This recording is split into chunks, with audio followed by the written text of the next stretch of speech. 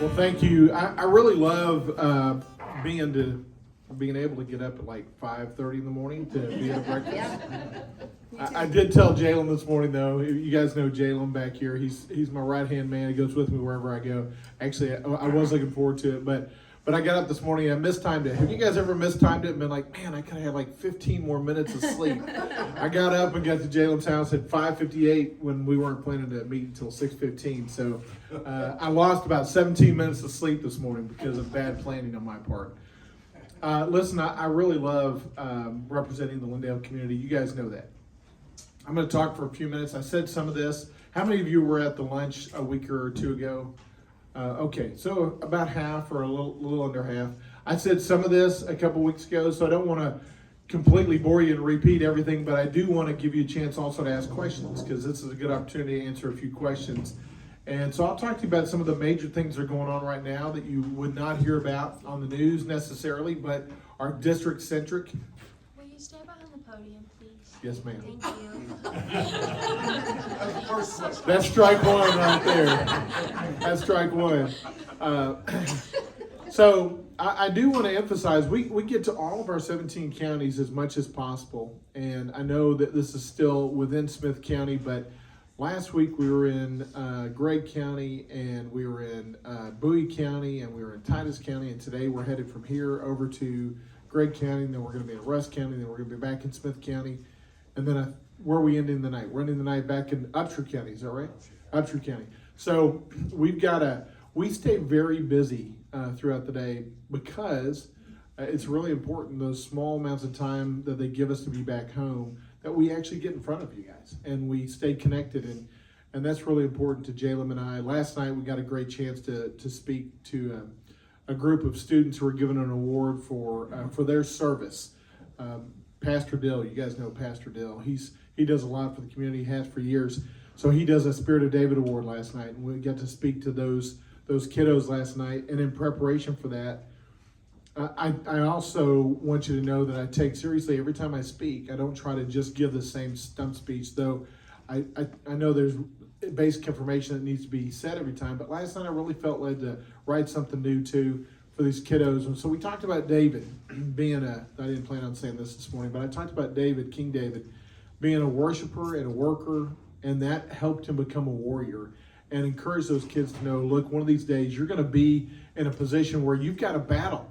God's preparing you for a battle somewhere, but you got to start by worship first, and then you got to put a lot of work into it. Any of you guys in here, all of you in here, I know this, that to be a successful business person, to be a successful pastor, whatever it is that you want to do in this life, you got to work for it. It didn't come easy. So I want you to know that we are working for you in Congress, not to be an average member of Congress, but to be an excellent member of Congress, because I think that the community of East Texas are made up of excellent individuals, and you deserve an excellent member of Congress that does excellent things that are going to determine and hopefully create an excellent future. So that's my view of things. That's why we work from early morning till the end of the night to make sure that you get every ounce and every penny out of what you sent to Washington, D.C. So let me tell you a little bit about some of the partnerships that we've been engaged with. This is really important to me. Here recently, we did an education summit last week. I'm going to start most recently chronologically. If you didn't see it in the newspaper, we brought Tim Walberg down from Michigan. He's a colleague of mine, a congressman, and we did a statewide education summit for the community colleges in the state of Texas in Tyler at TJC, hosted by both Kilgore College, who has Dr. Kays at the head of that helm, and she is also the head of the TACC, the Texas Association of Community Colleges. So Dr. Kays and Dr. Mejia got together, and I asked him, I said, I want you guys to bring all the community colleges to Tyler, and let's bring a member of Congress here, and let's bring some staff here. We brought the policy the policy staff member for the Committee on Education Workforce here, the staff director. And she came and talked about the policies that we have done and we are planning to do in the next 119th Congress. And Tim Walberg's likely to be the chairman. And here's the thing about that. It exposes my colleagues to the greatness of East Texas. That's what I love about it. Because Tim now, all he's talking about is, man, he said, if I end up being the chairman of Ed and Workforce, I'm gonna bring the committee back here and we're gonna do a field hearing in Tyler, Texas. And I said, wow, that's fantastic. He said, I was so impressed with the things going on at Tyler Junior College and at UT Tyler that he toured separately before we had our summit. That he said, I've got to bring people back here to understand how great you guys are doing in your community from an education standpoint. That's really important to me. We had about 2 months ago, we had French Hill from Arkansas come down. I invited him down to do some financial roundtables. Same thing. We did a roundtable in Tyler, a roundtable in Longview with some banking and finance leaders in the area. And he left, and we took him to the FCIC as well. He left, and he said, I had no idea you guys were doing that in Tyler, Texas, and in East Texas. And I said, yes, we are. And so we wanted him to be exposed to that. Why? Because he's likely going to be the chairman of the Financial Services Committee, probably the second or third most powerful committee in Congress. He's from Little Rock, Arkansas. He's got connections to East Texas, but now he's been exposed to the banking and finance community from all over East Texas. Texarkana folks, Mount Pleasant folks came down to the Longview events from Center. We had folks coming from all over the first district of Texas to tell him what we thought needed to happen in the banking and finance industry. That's really significant. So we're trying to introduce a lot of that excellence, not just to East Texas, but the excellence that's in East Texas to my colleagues, so they go home with a different impression. Same with Speaker Johnson. I was with Speaker Johnson a week and a half ago on the road. We were doing some campaigning for some candidates, but we did a trip down, a non-campaign event, or trip down to the Port of Lake Charles to visit with those folks down there about the important things that are going on in the port down there in southern Louisiana. And it's critically important to us because they export and import the things that are important to us. They export lumber. That's the number one thing they export. They get a lot of it from East Texas. They import poultry feed. You know who uses a whole lot of poultry feed? Us. And we use a lot of it coming out of that port.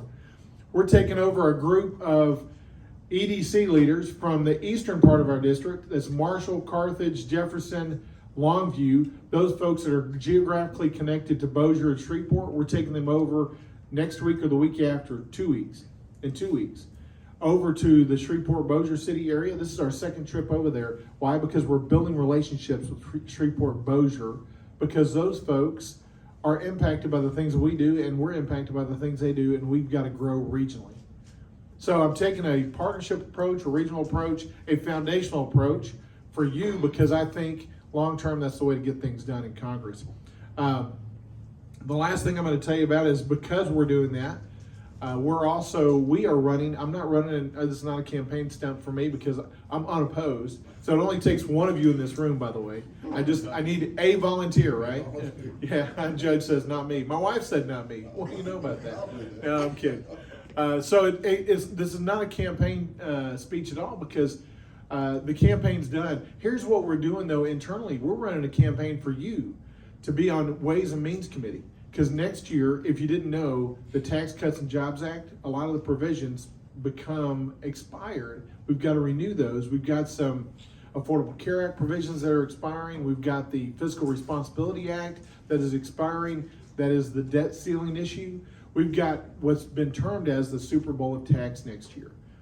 I think that East Texans deserve a loud voice on the Ways and Means Committee when that policy is being shaped. I don't think you deserve somebody to be on the sideline to just then say yes or no at the end of the day. So we've actually been campaigning for about 8 months, actually. It's been about an 8-month campaign to get on Ways and Means. I won't know until the second or third week of January, but if the Republicans hold the House, there will be 2 seats available on that committee.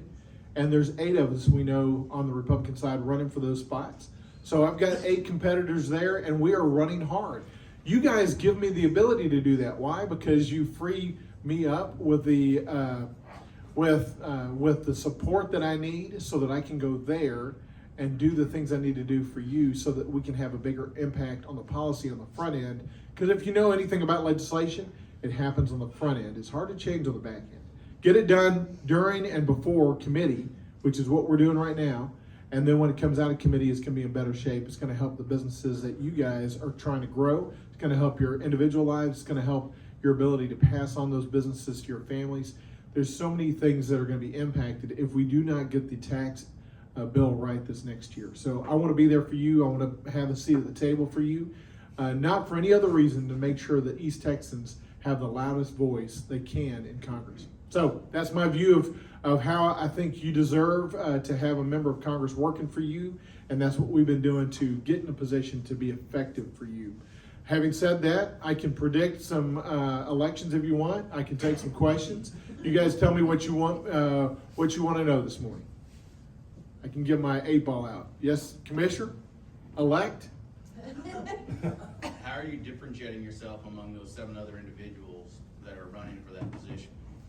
I'm so glad you asked that. The question is, how am I differentiating myself from the 7 other individuals that are running for the Ways and Means Committee? And here's how I'm doing it. I'm doing it a couple of different ways. One is from an experience standpoint. I'm talking about the experience that I have, because when you look at the jurisdiction of Ways and Means, you're talking about healthcare, you're talking about trade, you're talking about tax, you're talking about regulations, you're talking about a lot of different things. And I go through and talk about my experience as a business owner and as a county judge and the county budget officer and working through the COVID time and healthcare. I go through and give my resume, which is a starting point. But I'm also doing a couple other things. You got to help other candidates win too, right? They want to know, are you going to be a team player? Are you going to help? Because it doesn't matter if it doesn't matter if I win election, but am not in a position to be in the majority. So I'm helping other candidates as well. That's really important. Then the last thing I'm doing is I'm doing things like we had a trade summit in Longview, because that's a big deal on Ways and Means Committee. I traveled overseas last year with the Ways and Means Committee chairman for a trade Codell. I went down to Houston and East Texas and all around to talk about energy, right? Because energy connects us in Houston. Kevin Brady vacated a seat from the Ways and Means Committee, so we're trying to tell these folks, hey, look, we want to fill that vacancy that Kevin Brady left, that geographic vacancy. We have Beth Van Dyne and Jody Arrington, current Texans, on that committee, but those folks geographically are not connected to us the way, and not connected to Houston the way that we are. So geographically, I'm making the argument also, there's no members on that committee from Arkansas, no members from Louisiana. So I'm saying I want to be a regional member for you. We're connected to both of those. That's why these partnerships that we're talking about building are really important, and we've been doing it long before we started running for Ways and Means. But in Texarkana, we've been helping them with their airport. It's about a half a foot in the Arkansas side of the border, but it has a regional impact, right? So why would I stand back and say, well, we don't really want to mess with that because it's geographically just outside of our, no, we want to be invested in that because it's impactful to the whole community. Same with Red River Army Depot. It's about a foot outside of our border, but it impacts that whole area up there, Texarkana area. Same with the Shreveport Bossier as well. So those are some different ways we're trying to differentiate ourselves geographically, experience-wise, relationally wise, and then we're proving ourselves to be great legislators on the current committees that we're on, and then be deeply knowledgeable about the issues that we're going to deal with. So we've been meeting with tax and trade and regulatory and healthcare leaders for about a year now, my staff and I, regularly preparing and reading material and meeting with the people that are making in that circle, making sure I understand those issues, and I'm ready and prepared to vote on those issues. Great question. That took up all the time. I appreciate the commissioner. Thank you guys for letting me represent you. I really do love it. Thank you. Thank you, Shelby. And one more round of applause for everything that she and her team did for Country Fest this past weekend. So as Shelby mentioned, I was elected as mayor in May of this year. So while it hasn't been that long, it feels like it has been that long. It has been a whirlwind of just getting out and getting to meet folks. And there's kind of 3 pillars that I wanted to run or base my term on, and it's communication, education, and collaboration. And I know Congressman said he didn't want to use the same stump speech, but I have the same stump speech, just slightly modified, right? So communication, going into this thing, there was a lot of questions that I had just personally around how come we're not more proactive with our communication. So in order to improve that, you hopefully have seen me out in the community a lot more, trying to get involved, letting people know exactly what's going on, sharing information with upcoming projects, which I'll share here in a little bit, as well as putting our information from council meetings out on socials in a more quickly manner. There is a lot of red tape that goes into all of those outbound communications, but we try to do what we can to let everyone know what's going on as soon as possible. Secondly, and probably the bigger one, and it kind of piggybacks on communication, is education. So I get a lot of questions around, what does the mayor do? What projects do you have going on? So on and so forth. So I'll spend a little bit more time just going over that bucket. So the mayor, and myself specifically, is all dependent upon the city's charter, right? So the city determines what relationship the mayor has with the community. And in the case of Lindale, we have a city manager and mayor/council relationship. So what does that mean for me? Basically, I'm the PR person for the city of Lindale. I get to come out, make a lot of appearances, do all of our media functions, and then relay information back to the council. The city manager runs the day-to-day functions. So Carolyn Caldwell's our city manager. She's the one that's going to be in charge of making sure that all the departments are, functioning the way that they're supposed to, and basically running our day-to-day.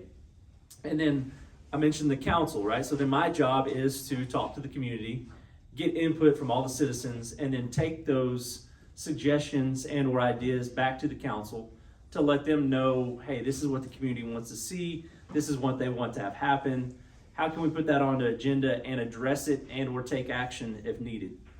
And so a lot of back and forth with the citizens in order to get stuff on the agendas with the council.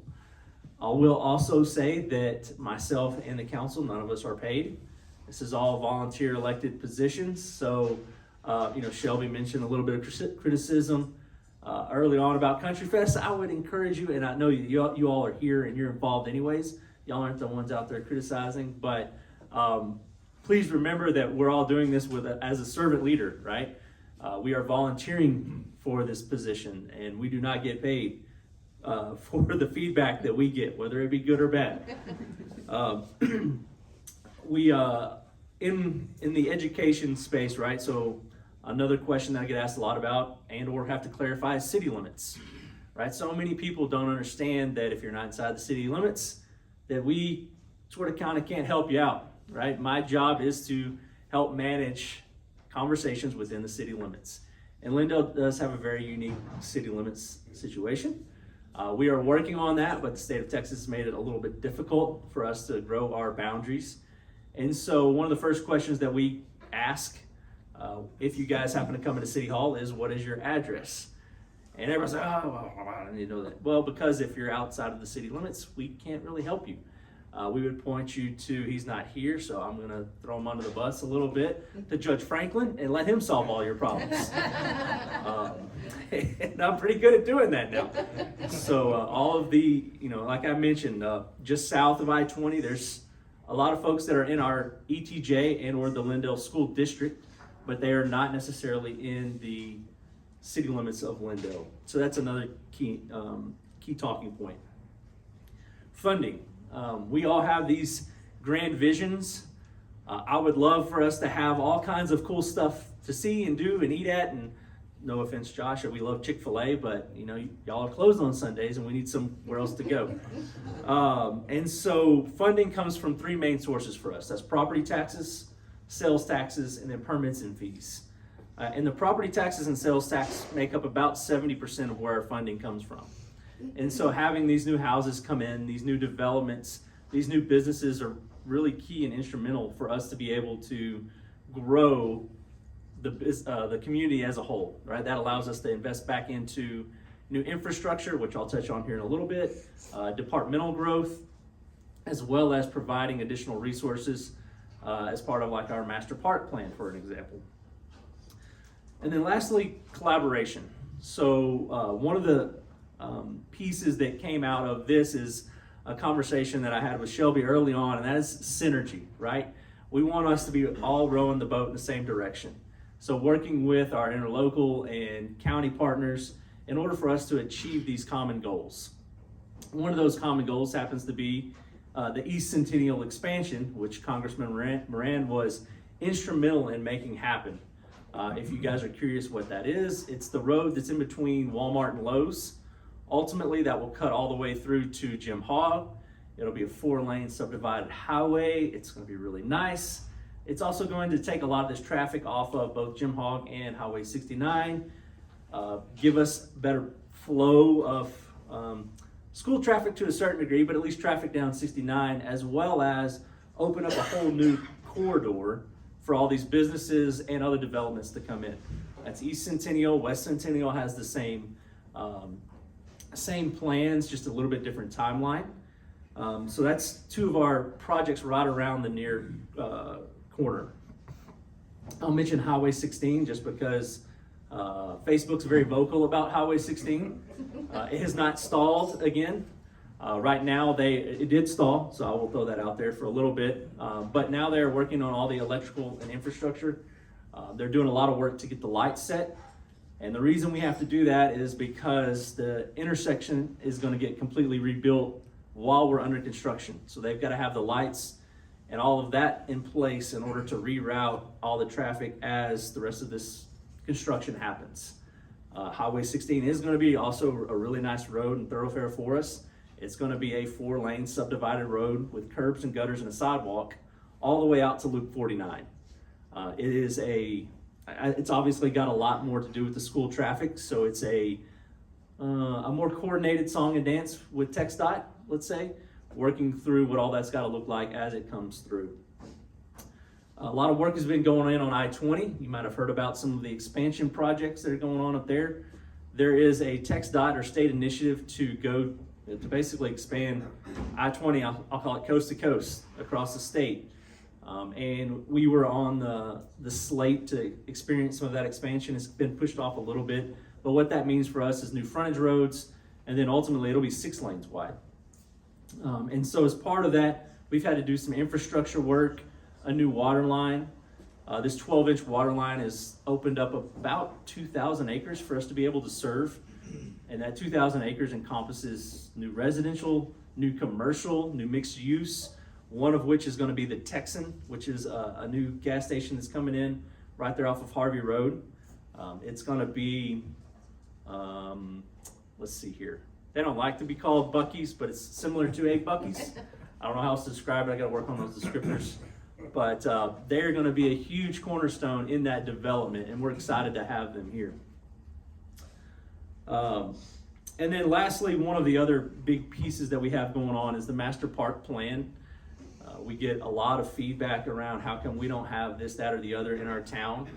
That all comes back to the city limits conversation. So inside of Lindale proper, we have about 7,500 folks, right? I think the sign says just over 6,000, but it was kind of a weird census year when they made that. But I think right now we're just under 7,500 to 8,000-ish folks. But our ISD ETJ is about 30,000. So you have 8,000 taxpayers servicing 30,000 folks. And so we have to be really strategic with stretching our dollars in order to accommodate all of these folks that come into town. One of those is the master park plan. Yeah, we want turf fields. We want more baseball fields. We want pickleball courts. We want all of this stuff that, yeah, we would absolutely love to have, but we have to also be strategic about how we spend those dollars in order to make that happen. And so one of the things that you'll see us working towards with the Parks Board is this master park plan. And that entails some major developments out at Faulkner Park, bringing in, it'll be 6 new baseball fields, about 10 new soccer fields, a lot of revamp of the space itself in order to make Lindale a sports destination, if you will. Be able to accommodate all these kids that are coming through with these different baseball and travel groups and so on and so forth. So again, that's another one of the big projects that we've got going on. I appreciate you guys being here because it's early. At least I'm not out in school traffic. I've got 3 kids that I would be shuffling around. One of them's on their way to regional playoffs for tennis, so hope they do well. But other than that, I really appreciate y'all's support. I'm here to be a conduit to the city council, so if you have questions, I'm happy to answer them or email me or whatever, and then I will get them to the council and hopefully get them addressed as soon as we can. Thank you. Thank you, Shelby. My speech isn't as elaborate as Gavin's, but he's got a bigger responsibility than I do. As a sitting board president, our responsibility is to manage the superintendent, create the budget, and adopt the policies that the school districts bring to us. The school board is made up of 8 individuals that were elected by you, the taxpayers, and voters here in the Lindale community. And we, as a board, work on doing culturally what our community expects of us. We take a lot of heat on Facebook too. Some of that keeps me up at night as board president, because for me it's about image and the things that we're trying to do. But instead of coming to us and talking to us, they immediately go to social media. But one thing that we do, we will investigate every item that we hear about. I've had parents come to us with books that they didn't like. I'd go home and order the books off of Amazon, and then I would distribute those to 5 individuals in my neighborhood and ask them to read these books and give me feedback if they would want their children to read these books. And I yet have had anybody come to me and say, no, I would not want my child to read that book. So we do look at different things. Everybody isn't aware of that, because we can't get involved individually, one-on-one with residents in the community. You need to work through the superintendent, who we manage. And Stan Surratt, as you know, is by far the best superintendent in East Texas.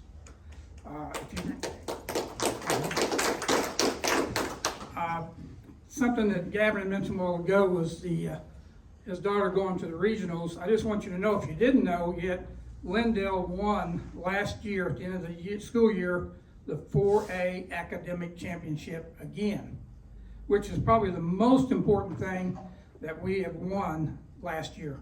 Everything's important, it's great, but from an academic standpoint, that's what we want. You know, we're competing against the Highland Parks and these schools over in the Texas area, the private schools, and I think our closest person was 200 points to us.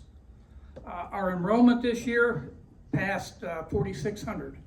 We're at 4,606, so we're up 46 students for the year, which is a low year in growth, but typically we'll see a growth, and then after the first grading period we'll see a decrease as people move or pull their kids out or whatever. But we're standing firm at 4,606. We do have plans in process for the next campus. Don't know when we're going to roll that out yet, because we got a number out there that when we see that number, we start the planning, because it's a 2-year process. But it will be an elementary school. And if you don't know, we bought 12 to 15 years ago property out behind Chicken Express. And that's where the campus will go. There's enough room there for 2 campuses. And with that, all the road expansions and things that's going on, it'll give us four ways in and out of those campuses over there. So a lot going on in the school district. If you see teachers, administrators, superintendent, tell them congratulations on the 4A academic championship from last year, and we look forward to a strong finish for this year. Thanks. Hey, thank you guys. You know, it's always good to be here in Lindale, in this part of the county. Look, what we have here is amazing.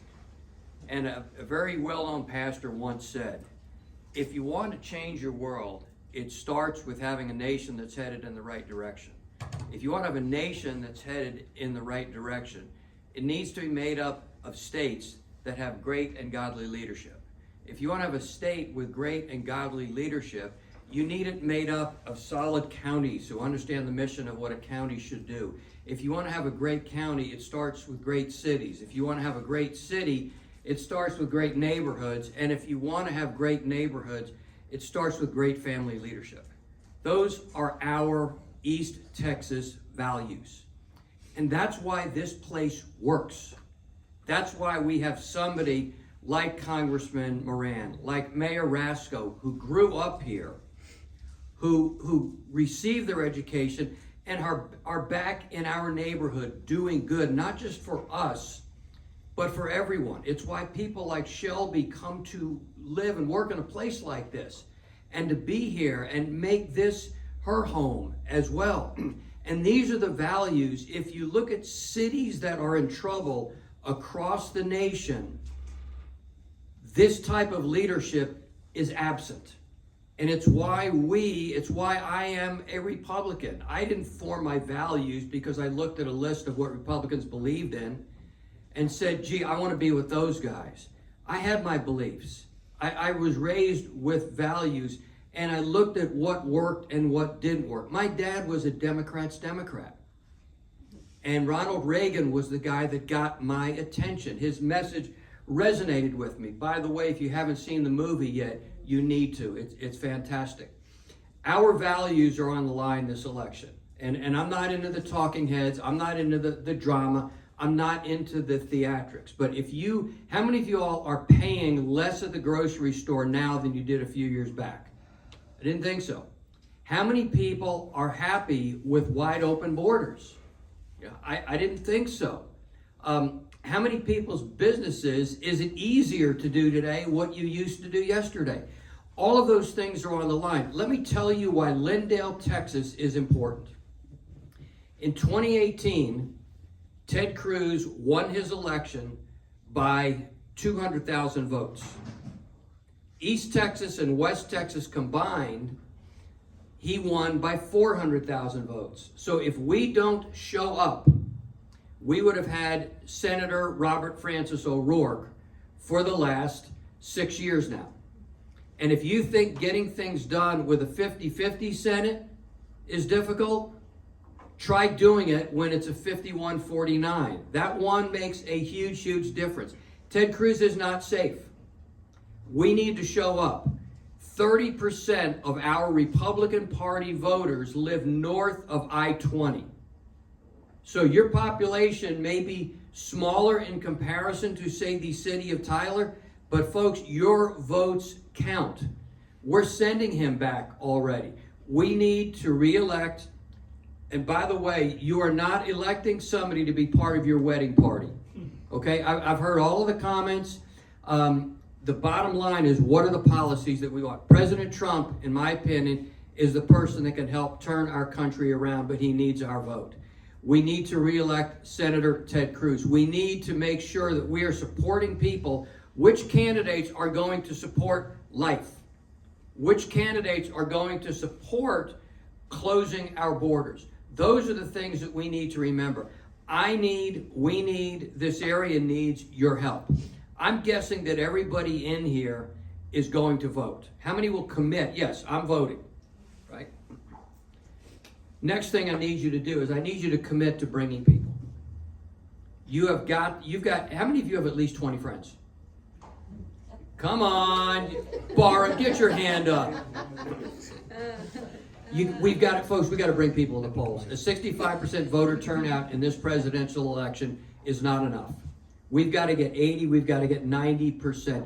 Just gently harass your neighbors and friends, but make sure they vote. We have a tool available that is no charge, where you can create a list of people you know, and it will help you keep track of when they early vote. It's not Big Brother. We get reports from the Secretary of State and from the county of who votes. So every morning I get a roll-up of everybody that is early voted. Doesn't tell me how they voted, but if I have your name on my list, I'm pretty sure I know how you're going to vote. If you would like to help with that, I'll stick around. Please make sure that I get your name after this. The last thing I need you to do is I need you, and thank you to this church for opening your doors to this community. I listened to a wonderful podcast, a sermon talking about voting like Jesus. And this guy did I think Josh Howerton is his name. I think he's from Rockwell area. Did a wonderful job of lining out this upcoming election and what values are important to us. You know what? I'm not afraid to say I'm voting for a person. I'm voting for President Trump. That's okay. I'm a New Yorker too.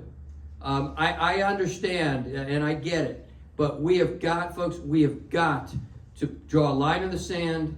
We've got to get this country back to an area where small businesses don't feel the pressure from government. I say it this way, just get off my back. Let me do what I do best. Let me grow my business. Let me hire more employees. Let me make more investments in my business. So please get out and vote. Please connect with our party. Thank you all so much. God bless.